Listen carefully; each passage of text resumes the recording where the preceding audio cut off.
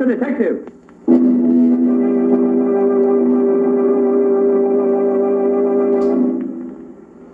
Yes, it's another case for that most famous of all manhunters, the detective whose ability at solving crime is unequaled in the history of detective fiction. Nick Carter, Master Detective. Tonight's curious adventure... Death After Dark. For Nick Carter and the mystery of the vampire killings.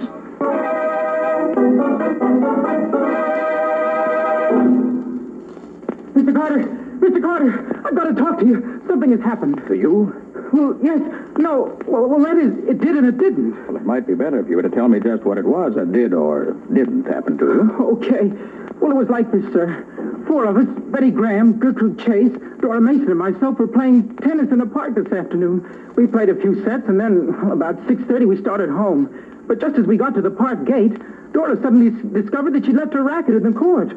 I offered to go get it for her, but she started after it herself. The rest of us sat down on the bench to wait for her. Well, after about 10 minutes, Gertrude suddenly got up, said something about going to meet Dora, and then started up the same path as Dora had done. Betty and I sat on the bench talking and waiting for them, until suddenly we began to realize it was getting quite dark. All at once, Betty said what was on my mind. I don't like this, Phil. The tennis court is only about 5 minutes' walk from here. They should have been back before this. Yes, I know. I was thinking the same thing. What do you suppose could be keeping them? I don't know. Don't you think we'd better walk up that way and see what's happened to them? Nothing's happened to them, Betty. But well, if you want to walk up and meet them, why, okay. Well, I'd rather do that than keep sitting here. Oh, come on, then. But I'll bet we meet them before we get to the court. But I judge from the way you tell it that you didn't find them. No, Mr. Carter, we didn't. When we got to the court, it was deserted. We called and called, but we got no answer. Then suddenly Betty saw something. Phil, look. What is it, Betty? Look, there on the grass behind you. That's Dora's tennis racket. I know those colored strings. Well, that means that she never came back here at all. But where could she have... Betty, didn't Dora have a rose in her hair? Why, yes. She picked it up in the path just before she left us. I remember watching her tie a knot in the stem so she could put one of her hairpins through it to hold it in her hair. Why? Here, by the end of the net. A rose. You're right. And it's got a knot in the stem, too. And look, Betty, it's been stepped on. Phil, I'm afraid. Let's get out of here. Something happened. I'm afraid. And she started running across the grass toward the nearest gate. Weren't you scared, too? Well, yes, some. But I caught up with her and quieted her down a little. And you didn't see anything of the girls you were looking for? Well, by this time it was too dark to see much of anything. Betty took me by the arm and we made for the nearest gate. We weren't running, but we weren't lingering either. Well, maybe you just imagined. Wait a minute, I just haven't finished. Before we got to the road leading to the gate, we had to go through a patch of thick woods. I'd gone that way before, so I didn't think much about it. But Betty was still pretty scared. It's dark here, Phil. I can hardly see anything. Let's hurry. I want to get out of here. If we try to go any faster, we may fall over something. Just take it easy and keep going. And we'll...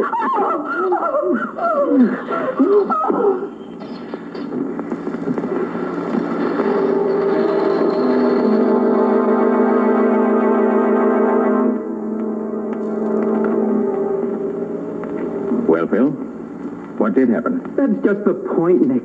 I don't know. When I regained consciousness, a couple of minutes later, one of the park guards was bending over me, and another was trying to bring Betty back to her senses. And you have no idea what actually did happen? No, Nick. No idea at all. Except that a lot of creatures seemed to drop down on us from out of the trees. You say creatures. Why do you use that word? Why, well, that word seems just to be about the only word to use. You couldn't see them at all? No. It was so dark.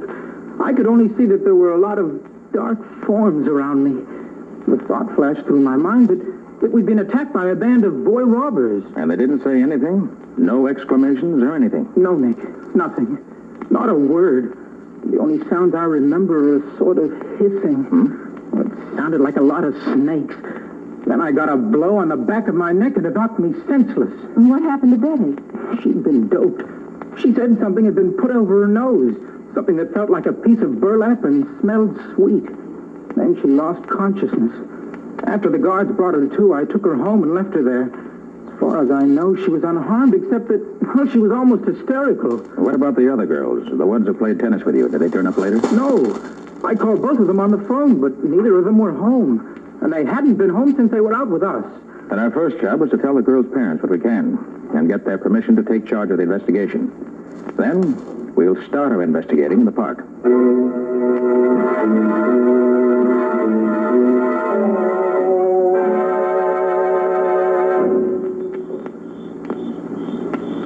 Everything here looks so different at night, Mr. Carter. Much rather not have to make this examination by night, Phil.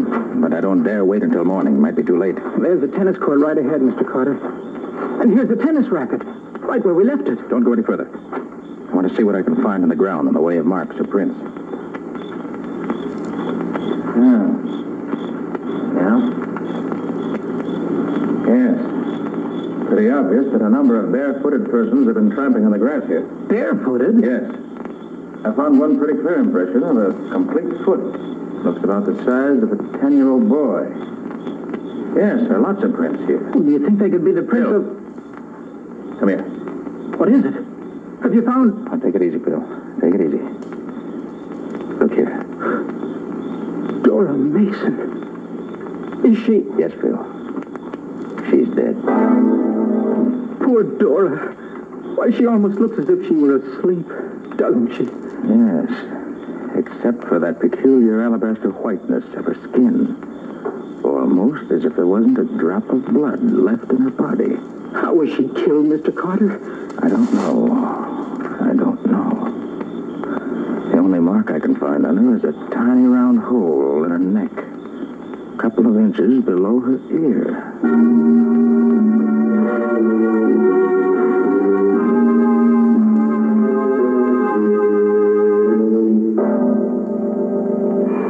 Well, it's pretty late, but I guess he'll forgive us when he knows why we've come. He may be in bed by now. I'm sorry if he is, but I can't let it go until tomorrow. I must find out tonight. Yeah? Oh, hello, Phil. What's up? This is Mr. Carter, Ed.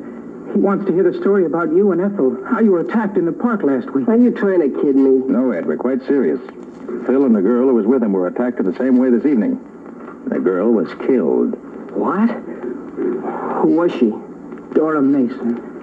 Dora? Gee, that's tough. Well, come in, won't you? Sure. Ed, we're afraid Gertrude Chase has been killed, too. Hey, what is this, a gang war? Did you think it was gangsters who attacked you, Ed? Why, no, I didn't know what they were. They might have been small men or they might have been boys. How many were there? I should say maybe a dozen. I don't know. I couldn't see them. They seemed to drop down out of the trees. They were so quiet I thought maybe they weren't human. Not human?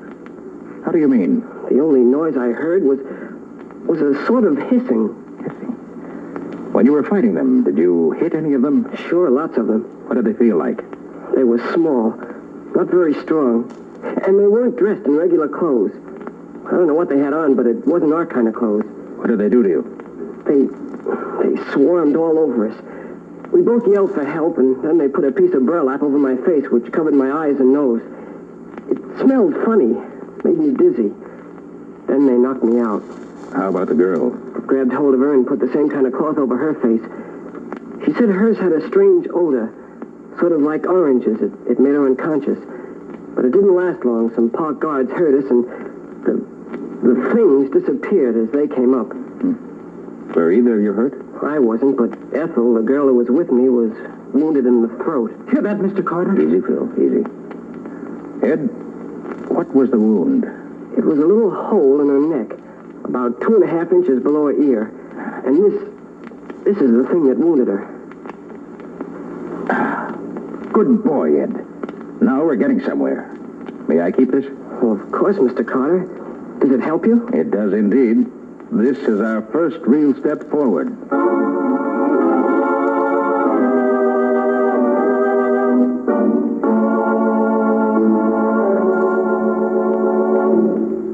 And you say that Moran still had the thing that made the hole in her neck? Yes, Patsy. It was a wicked little instrument. Scubby took it up to one of the medical supply houses to see if they could tell us anything about it. Well, what does it look like, Nick? Well, it's about 3.5 inches long, I should say. About half that distance. It's the size of a lead pencil. Then it tapers down to a needle point. But just before you reach the point, there's a small swelling, like a little bulb, about 1/4 inch long. What's the idea of that? Well, if I'm not mistaken, once the point of this instrument has been stuck in the flesh, the little bulb holds it there so it won't come loose. You know, something like the barb in a spear. In fact, that's how Moran happened to have this one. After he and his girlfriend had been attacked by these things, they found this still hanging in the flesh of her neck. Oh. Through the center of this needle is a hole, about the size of a hair at one end and slightly larger at the other. Well, what is this gadget used for, Nick? Injecting something into the blood? No, Patsy, I don't think so. I feel sure it was used for taking something out. Oh. Well, did you see that early this morning the police found the body of the other girl who was with Phil yesterday? Yes, I know. And she died exactly the same way Dora did. Patsy, the thing that puzzles me about this whole thing is this. The killers don't act like human beings, and yet they must be. Nick, this couldn't be a sort of repetition of Edgar Allan Poe's story, Murders in the Rue Morgue, could it? No, Patsy. There are no monkeys or apes in this. The killers must be human beings. Unless... Unless what, Patsy? Well, there's one very obvious idea suggested by the fact that each body had a hole in the throat and that each body was practically drained of blood. That's true. Particularly as there was no blood found on the ground near the bodies. That's just what I mean. It certainly suggests... I mean, you can't help thinking of... Well... Vampires? Isn't that what you mean?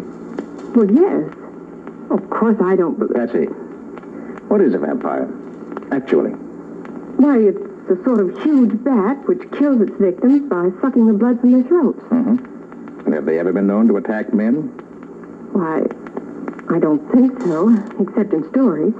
Could a bat leave footprints like a 10-year-old boy? Of course not. Bats have claws. Well?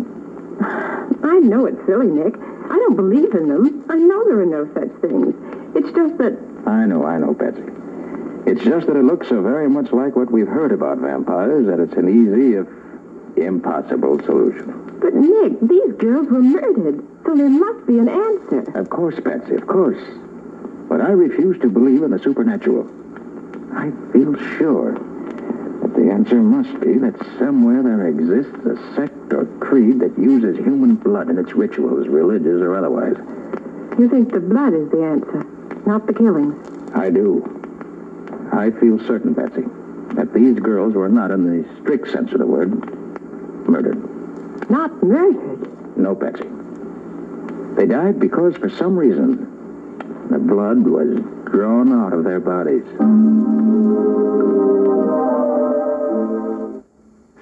We're listening to Nick Carter, Matt.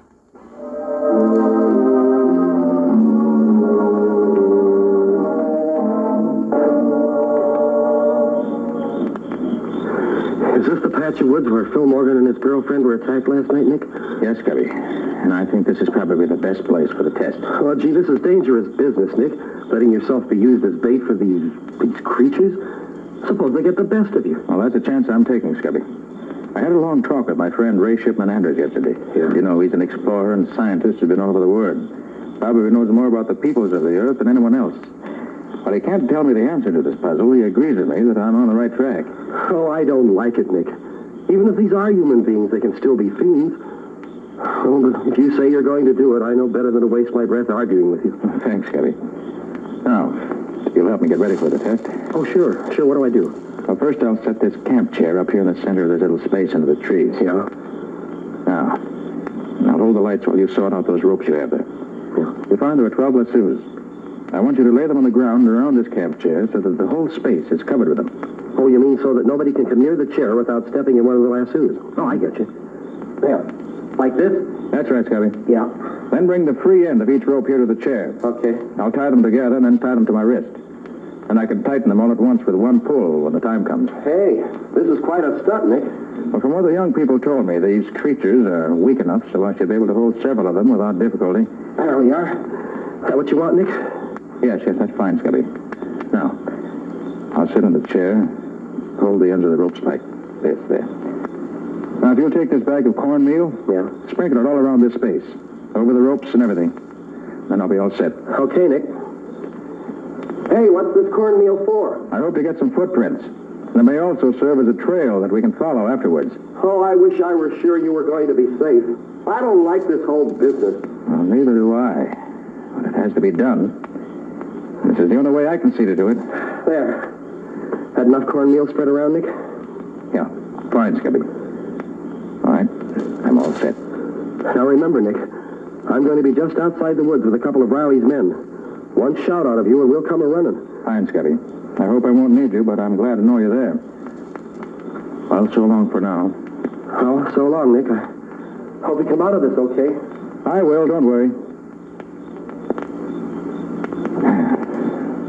Wish I felt as sure of that as I sound. Well, come on, if you're coming. Let's get this over with. What's that?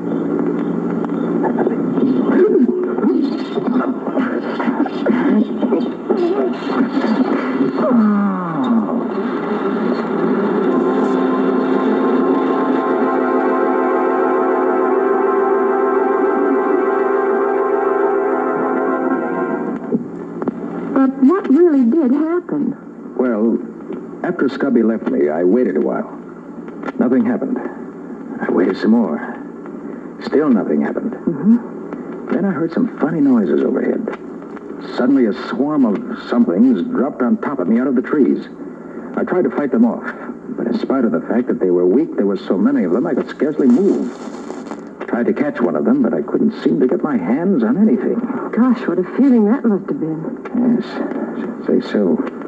And I felt a piece of that burlap over my face and smelled a strange, sickish sweet odor like oranges. I felt dizzy almost at once. And something hit me in the back of the neck, and that's all I know. Did you see anything, Scubby? No, Patsy. After I left Nick, I waited for a few minutes, and then I heard those queer noises. So I dashed in to find out what was going on. What did you find? Well, Nick was flat on his back, the burlap over his face, footprints all over the cornmeal, and nothing else in sight. Did you try to follow any of the prints? Oh, no, they were all over the place. They seemed to go in all directions. Would have been hopeless to try to follow them. So that the net result of the evening's expedition was just exactly nothing. A fine thing. Nicholas Carter's office? Oh, yes, Lieutenant. What? How long ago? All right, I'll tell him. Yes, thanks. Goodbye.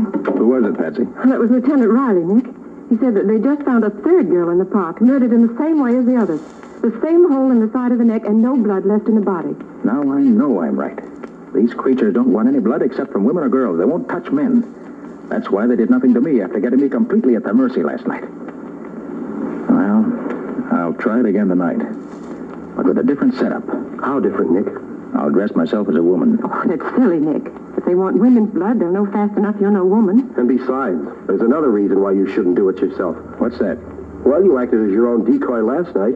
You were so busy defending yourself that you didn't have a chance to do anything about catching one of them. Yes, I know that's true. But there's no other way to do it, Scubby. There is one other way, Nick. A much better way. What's that, Patsy? Use me for bait. Nothing doing, Patsy. You think I'm going to risk your life? Well, you risked your own life. I'm no better than you are. Well, that's different. No, Patsy, I won't let you, and that's final. It's not final, Nick. 3 girls have been killed already, and 2 others attacked. If I can help put an end to these killings by serving as bait for these awful things, I want to do it. But, Patsy, you... No, Nick. No buts about it. I want to do it. Patsy, Nick, you've just got to say yes. I'm serious. You and Scubby can stand by to protect me, as well as to catch one of these creatures. Gosh, Nick, looks as if you got yourself a decoy, whether you want it or not. If the lives of other girls can be saved, it's worthwhile for me to do it. All right, Patsy. If that's the way you feel about it, I'll use you. Thanks, Nick. Now, what are the plans? Well, that's going to require some real thought. So let's put our heads together right now. Any mistake this time would be fatal.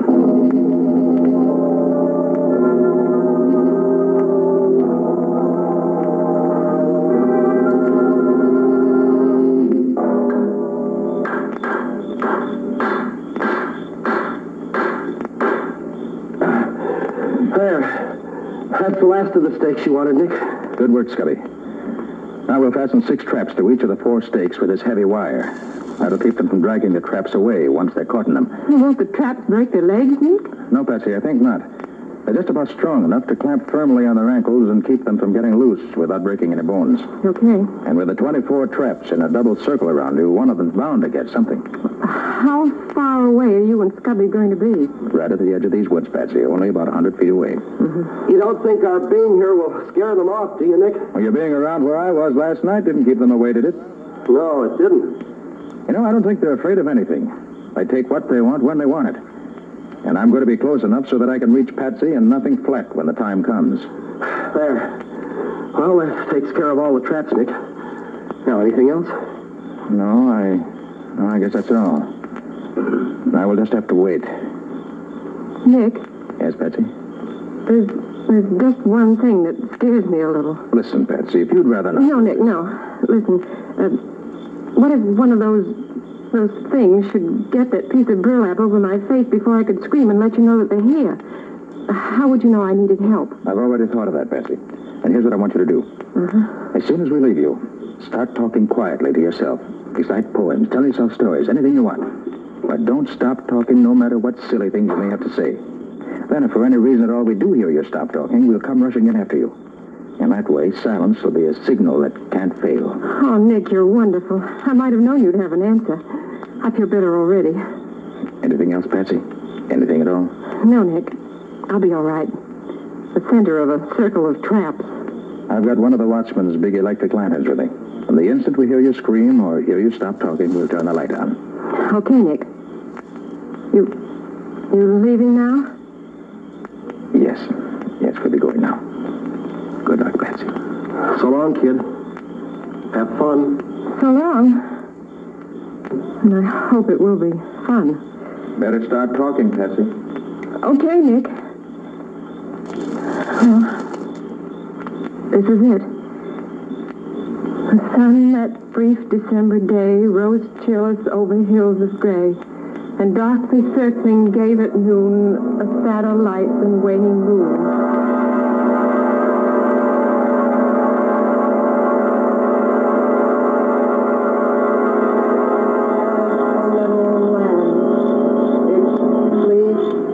White as snow, and everywhere that Mary went. Is she wearing that leather collar you got for her, Nick? Yes. So, I had it made so it covers her neck, her back, and her chest. I'm sure it's excellent protection. Oh, I wonder how much longer the poor kid will have to keep this up. She's been going for almost an hour now. She's recited Paul Revere's Ride 10 times. Yes. If we don't get some action pretty soon, now I'll begin to get... Come on, Scooby, quick! Turn the light on! Come on, hurry up! Hey, you can see them! They're little men! Come on, Patsy, hold on, Patsy. Nick, he's down! Yes, but the little men are leaving. They're running away. Oh, Patsy, how do you see him? Patsy, are you all right, Patsy? Are you all right? I think so, Nick. Just dizzy, that's all. Good. Take care of her, Scubby. Yeah. We've got 2 of those creatures not trapped. Are they dead, Nick? They look so. No, they're just unconscious. The treatment was too rough for them, maybe. Well, what are they? Can you tell?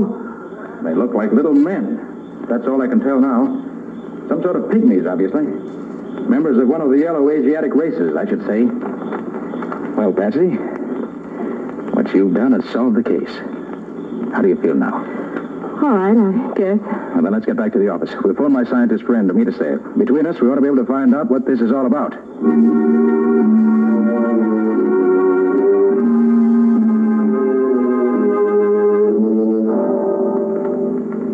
You feeling all right now, Patsy? Yes, Gabby. Well, I still get the shivers when I think of all those little hands clutching me all over. Mr. Anders and Nick getting anywhere? No, I don't know. I've been in the inner office there with those 2 creatures for almost an hour now.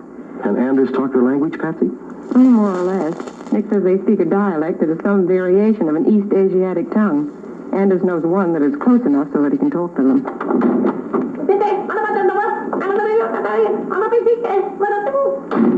So they can talk. Anytime, except when they're hunting. Well, Nick, what's it all about? Did you get anything out of them, Nick? Well, it turns out that they're not men, but women. Women who belong to some tribe on the outskirts of China. Call themselves Tuks. There are 100 tribes in those deserts we know nothing about. This tribe of talk must be one of them. Well, did you find out why they killed those girls? Well, Mr. Anders here knows more about that than I do. Well, it seems that in the Tuk tribe, according to the tribal laws, when a woman's husband dies, she has to kill herself to provide him with female companionship in whatever heaven he goes to. Now, the only way she can avoid this is to draw the blood from a female animal and sacrifice it to her husband.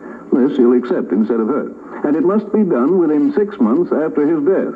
But these women, being here in the city, couldn't get any animals, so they had to use these girls instead. As far as they were concerned, it made no difference. Any female animal would do for them. There were several widows in the group, and the end of 6 months' time was drawing near, so they had to work fast. They didn't want to hurt the girls, but they had to have the blood for the sacrifice. But what are they doing here in this country if they come from somewhere over in East Asia? They say that John Bailey, an explorer, made up a band of 10 men and 20 women and took them on a world tour, doing their native dances and their native costumes, and chanting their weird little songs and rituals while he lectured about them. Since the war started, he's been touring the United States, playing in theaters, nightclubs, anywhere else they could book them. They've been at some nightclub way uptown for the past 2 weeks, they say. Is there any way we can stop any further killing? Yes, indeed. We'll round them all up and turn them over to the federal authorities for detention until they can be deported back to their own land. They're too dangerous to be allowed to run loose in a civilized country. Nick and I think we owe you a debt of gratitude, Miss Bowen, for what you've done. It was nothing. I was glad to do it. Well, the women and children who want to use the park wouldn't call it nothing, Betsy. But I didn't do it for them, Nick. I did it for you.